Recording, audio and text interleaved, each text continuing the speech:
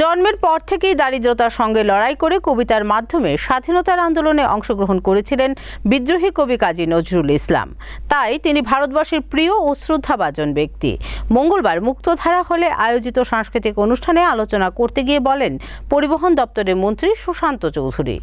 কবি কাজী নজরুল ইসলাম ১২৫তম বর্ষব্যাপী জন্মবার্ষিকী উদযাপন কমিটি এবং কাজী নজরুল ইসলাম একাডেমি ও রিসার্চ ফাউন্ডেশন রেন্টার সোসাইটির উদ্যোগে ৪৯তম প্রয়াণ দিবস উপলক্ষে মুক্তধারা হলে মঙ্গলবার একটি সাংস্কৃতিক অনুষ্ঠান ও আলোচনা চক্রের আয়োজন করা হয়েছিল। অনুষ্ঠানে রাজ্যের পরিবহন দপ্তরের মন্ত্রী সুশান্ত চৌধুরী ছাড়াও অন্যান্যরা উপস্থিত ছিলেন। অনুষ্ঠানে আলোচনা করতে গিয়ে রাজ্যের ক্যাবিনেট মন্ত্রী সুশান্ত চৌধুরী বলেন, জন্মের পর থেকে দারিদ্রতার সঙ্গে লড়াই করে নিজের কবিতার মাধ্যমে স্বাধীনতা আন্দোলনে অংশগ্রহণ করেছিলেন বিদ্রোহী কবি কাজী নজরুল ইসলাম।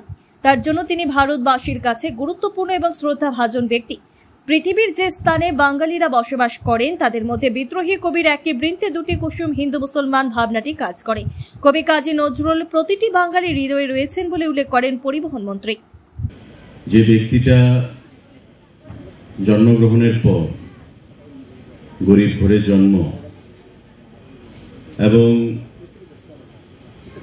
ব্রিটিশ ভারতে বর্তমান পশ্চিমবাংলায়